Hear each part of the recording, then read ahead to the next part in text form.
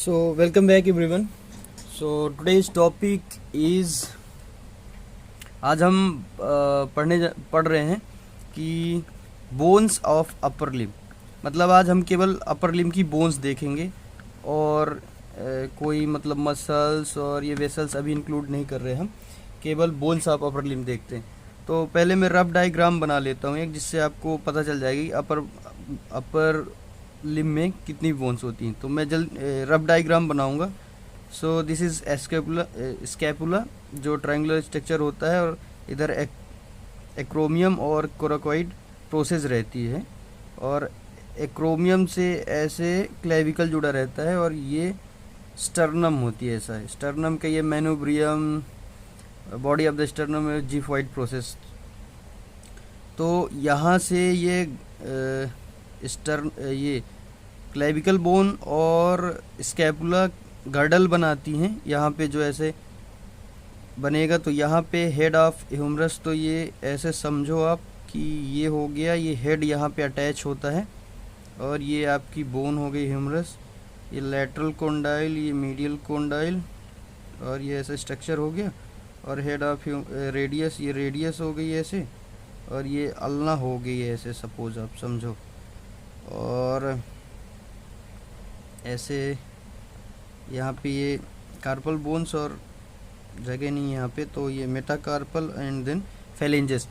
तो ये ओवरऑल एक हमने अपर बोन्स की, मतलब अपर लिम की बोन्स देख ली कि क्या होता है। स्कैपुला, क्लेविकल, ह्यूमरस बोन, और फिर रेडियस, अल्ना, और उसके बाद carpals, metacarpals, then phalanges.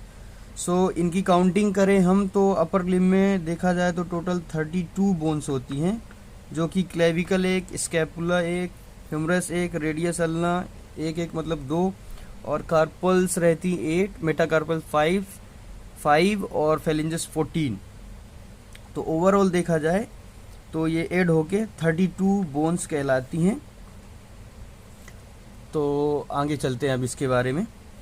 So function of the upper limb simply reaching and grasping, lifting and carrying, throwing and hitting, delicate manipulation। Simply कहने का मतलब ये कि पकड़ने में, चढ़ने में, कुछ चीज़ लिफ्ट करने में, कैरी करने में, फेंकने में, और जो हमारे ये हाथ के स्पेशल मूवमेंट्स होते हैं, तो ये डेलिकेट मैनिपुलेशन कर सकते हैं।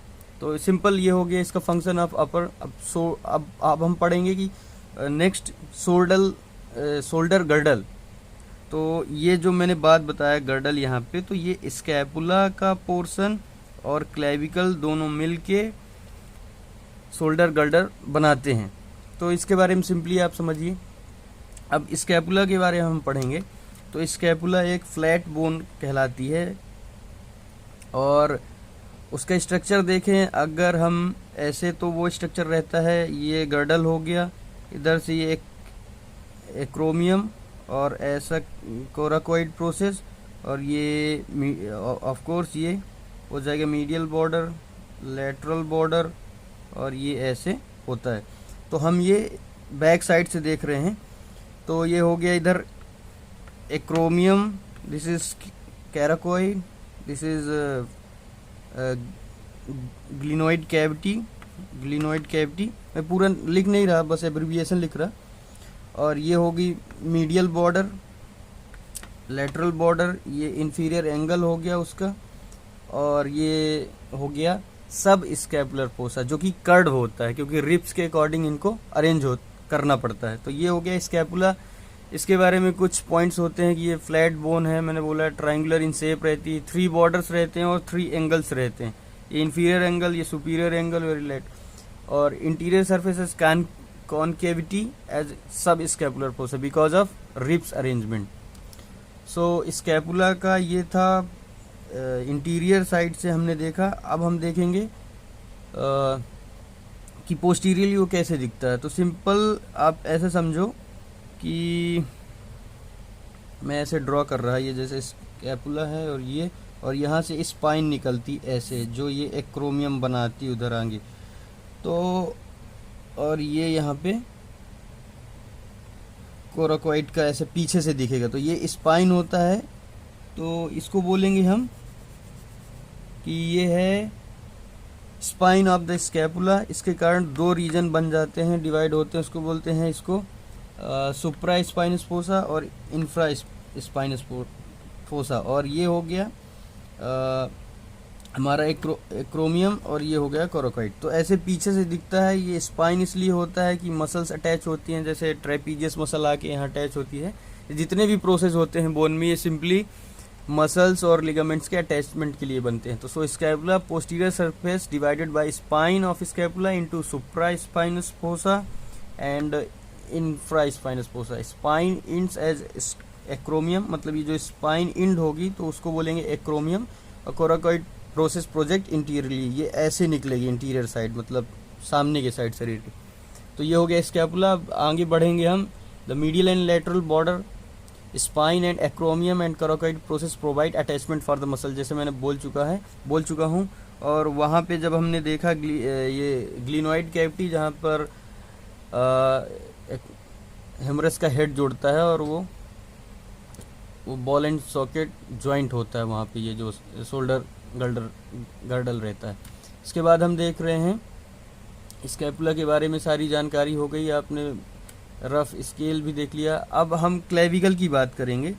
तो क्लेविकल बोन कैसे दिखती है, सिंपली कि एस और ऐसे, तो ऐसे, तो 2/3 इधर इंटीरियर साइड कॉन्वेक्स होती है और उधर कॉनकेव होती है इंटीरियरली, ये 2/3 एस शेप्ड स्ट्रक्चर माना जाता है इसको।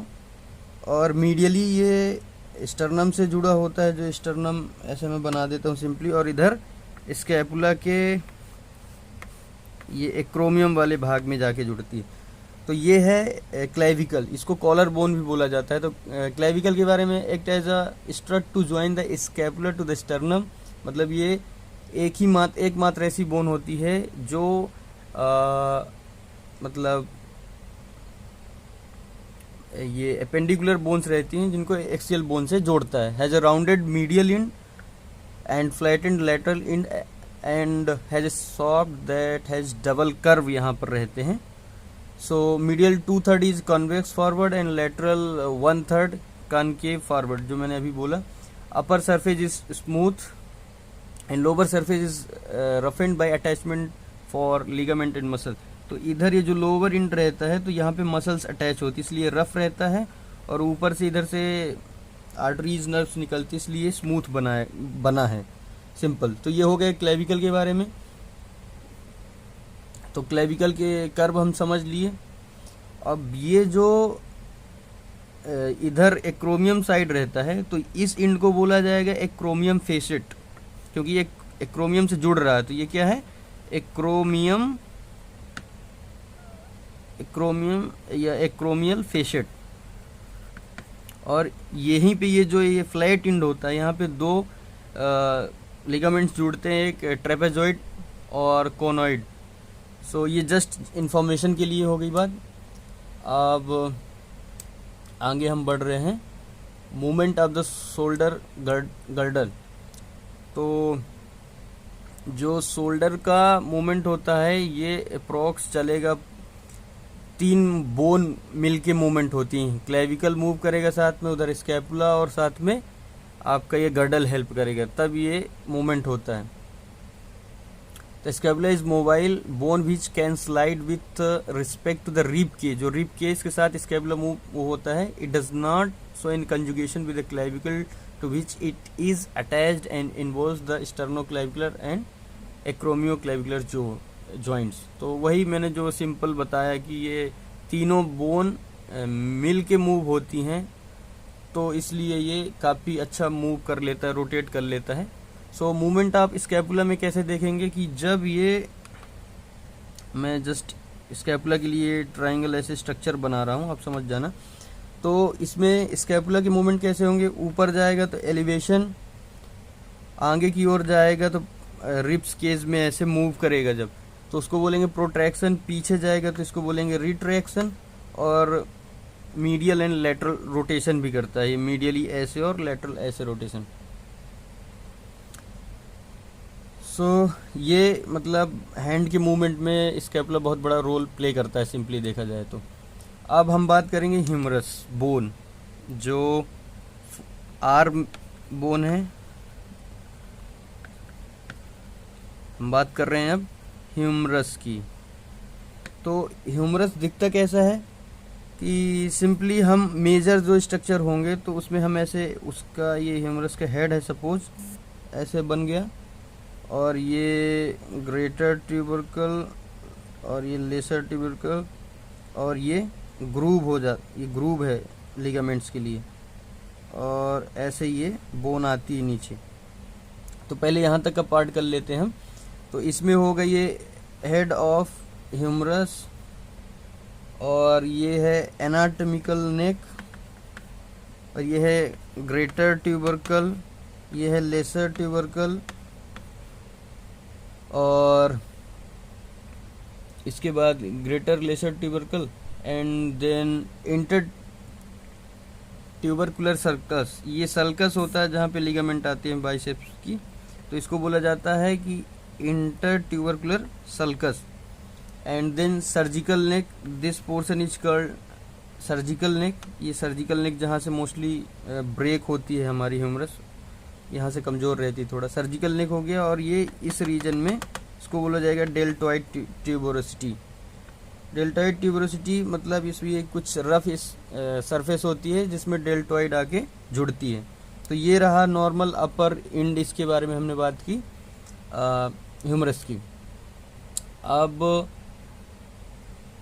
अब आगे बात करेंगे इसी में ह्यूमरस में कि इसमें रेडियल ग्रूव रहती हैं। अब हम इसके बाद हम ड्रॉ कर लेते हैं। सो गाइज, ये मैंने डायग्राम ड्रा कर रखा है। अब नेक्स्ट ये है distal part of the humerus and proximal part of the radius and ulna. तो यहाँ पे क्या क्या होता है कि ये दो कॉन्डाइल रहते हैं, लेटरल कॉन्डाइल, मीडियल कॉन्डाइल और ये इंटीरियर व्यू है। सो आगे ये रहेगा कोरोनाइड फोसा, और ये रेडियल जो रेडियस का हेड जुड़ेगा, इसलिए इसको बोलेंगे रेडियल फोसा। ये कार्टिलेजिनस यहाँ पे रहते हैं, ये जो जॉइंट में हेल्प करते हैं। तो ये कैपिटलम, ये ट्रोक्लिया। तो ये रहा total distal end of the humerus, ऐसा दिखता है ये। और ये इंटीरियर व्यू था। पोस्टीरियर व्यू में सिंपली आप ऐसा समझो कि पोस्टीरियर व्यू में देखेंगे तो अगर ये लेटरल कॉन्डाइल और ये, तो यहाँ पर मीडियल कॉन्डाइल साइड रहेगा ओलेक्रेनन फोसा, जो ओलेक्रेनर आके यहाँ सेट हो जाता है जो हिंज जॉइंट में, जिसके आगे लेटरल एक्सटेंशन पॉसिबल नहीं है, इसके आगे ऐसे नहीं जा सकता पीछे बैकवर्ड। तो ये रही चीज़ें नॉर्मल कि distal end of the humerus कैसा दिखता है। और इसमें ग्रूव्स रहती हैं कुछ, जो मीडियल साइड से अल्नर नर्व निकलती है और रेडियल नर्व ऐसे जाती है, सिंपल। सो नेक्स्ट हम बात कर रहे हैं, यहाँ पर एक एनाटॉमिकल वो है, मतलब हमारे द्वारा एक क्यूबिटल फोसा के नाम से जाना जाता है। तो क्यूबिटल फोसा के अंदर बेसिकली मैं जैसे ऐसे ड्रॉ करता हूँ कि सपोज ये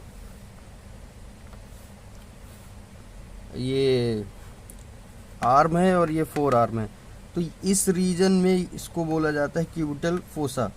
तो यहाँ पर क्या क्या निकलती है, यहाँ पर कुछ बेसिक चीज़ें निकलती हैं, नर्व्स, वेन्स, और तो इस रीजन को क्यूबिटल फोसा को क्वेश्चन बनते हैं मोस्टली कि क्या क्या यहाँ से निकलता है। तो यहाँ से निकलता है क्यूबिटल फोसा से अल्नर नर्व, जो ऐसे मीडियली निकलती है, अल्नर नर्व, और ये बेसिलिक वेन, और इधर से मीडियल क्यूबिटल वेन जो ऐसे निकलेगी, और ये बेसिलिक वेन, और उधर से इस साइड से लेटरल साइड से अल्नर नर्व और सिफेलिक वेन।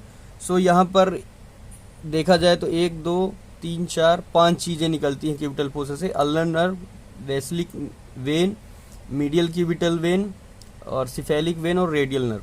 तो ये रहा क्यूबिटल फोसा। अब हम बात करेंगे नेक्स्ट, क्योंकि अब पार्ट वाइज पार्ट ले रहे हैं, तो हम करेंगे बात अब रेडियस के बारे में। तो रेडियस लेटरल साइड रहती है, अंगूठी साइड जो बोन रहती है फोर आर्म में, ये अंगूठा और ये बोन लेटरल साइड, जब एनाटॉमिकल पोजीशन में देखेंगे तो वो रेडियस होती है। तो रेडियस में सिंपल हम इंटीरियर व्यू देखें तो ये होता है हेड और ये नेक, और यहाँ पे रेडियल ट्यूबरोसिटी में ये बड़ा ऐसे इसलिए बना रहा हूँ कि ये एक समझ में आए। और ये यहाँ पर ये रेडियस और ये स्टाइलाइट प्रोसेस और ये कुछ ऐसी रहती है। तो इसमें क्या क्या रहता है, ये हेड ऑफ द रेडियस, ये नेक है, ये रेडियल ट्यूबरोसिटी है, और ये स्टाइलाइट प्रोसेस, ये अल्नर नोच, और ये यहाँ पे कार्पल्स जुड़ते हैं इसलिए इसको बोला जाएगा इस रीजन को कार्पल आर्टिकुलर सरफेस।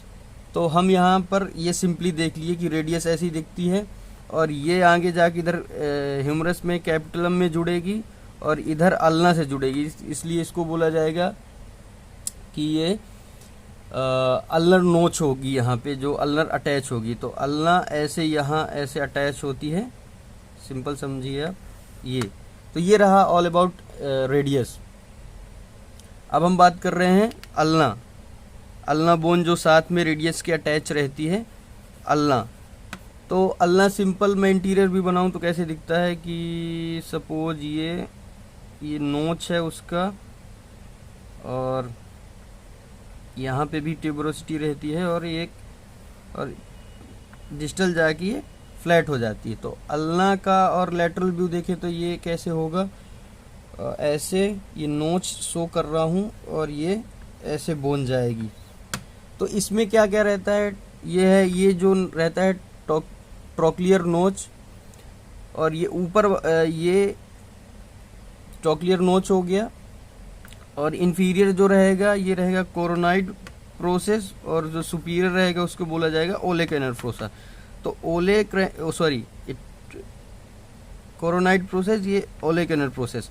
तो ये जो प्रोसेस मतलब ये आर्टिकुलेशन के लिए होते हैं, तो ये ओलेकैनल फोसा में जाके अटैच हो जाएगा ऊपर मीडियल साइड ह्यूमरस में, और ये इंटीरियरली कोरोनाइड फोसा में अटैच हो जाएगा। और ये है अपना जो मैंने अभी बोला, ये ट्रोक्लियर नोच कहला जाएगा, जो ये कर्ड मूवमेंट होगा वहाँ पे रेडियस में। और इसी के साथ ये रेडियल नोच रहेगी यहाँ पे लेटरल, तो यहाँ से रेडियस का हेड अटैच होता है। और जब आगे हम बात करेंगे तो अल्ना स्टेबल रहती है जब प्रोनेशन सुपिनेशन होता है। तो इसमें क्या होता है कि ये रेडियस जो यहाँ से हेड होता है, तो ये रेडियल बोन ऐसे जाके ऊपर आती है, अल्ना वहीं रहती है।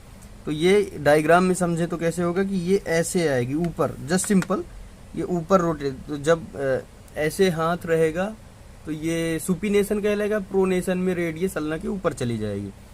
तो ये चीज़ें रही।